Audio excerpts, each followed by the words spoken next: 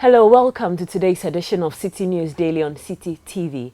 My name is Zoe Abu-Baidoo. In this edition, 8 suspects in the major Maxwell Mahama case who were freed today demand compensation from the state for wrongful accusations leveled against them. You have the details of this story and many more coming up shortly.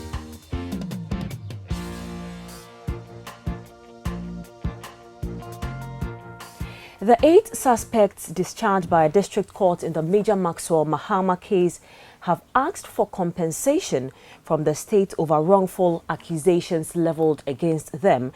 According to the lawyer for the 8 who were discharged by the court today due to lack of evidence to prosecute them, his clients have gone through intolerable trauma and anguish since their arrest in May 2017, hence their demand.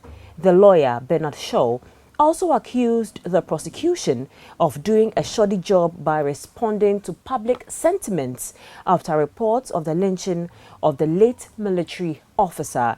The 8, who were among 14 persons facing trial on charges of murder, were released upon the request of the Attorney General due to lack of evidence against them. The deceased, Major Mahama, an officer of the 5th Infantry Battalion, is said to have been on his daily jogging routine on Monday, May 29, when some angry youth of the town attacked him, allegedly on suspicion of being an armed robber. The police subsequently arrested over 50 suspects who have fled the town to other regions in the country. 36 of the suspects have been discharged since the trial commenced at the district court. Now, the legal team for the Lebanese man, Rabi Hada, who is said to have allegedly raped his 19-year-old Ghanaian house help, has put a strong defense for their client, claiming he was not present in the house on the day of the said incident.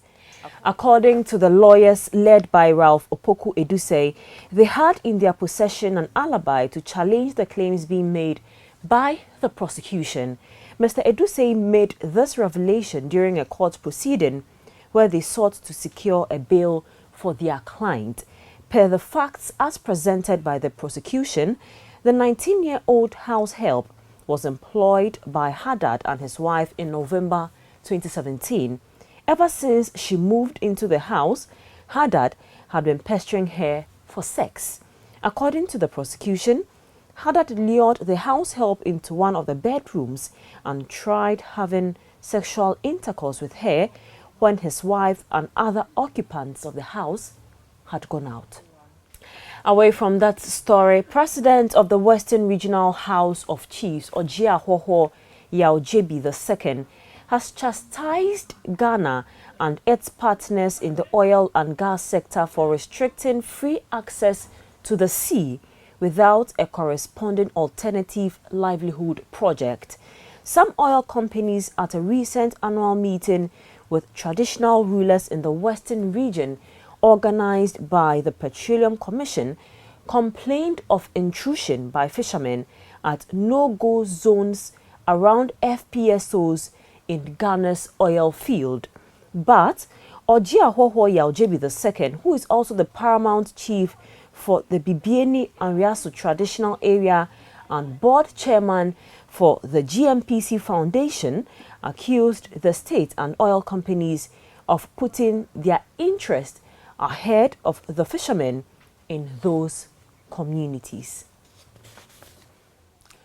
The lawyer for the pro-ROPAA campaigners, Samson Ladi Anyenini, has discounted the argument of cost as a barrier to the implementation of the law.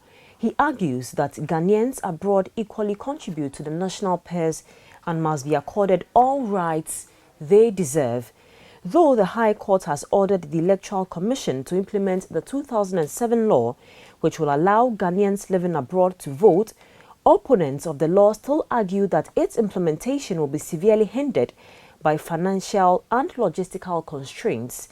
But speaking to Citi News, Samson Ladi argues that the EC has failed to demonstrate that the state is unable to finance the implementation of the law.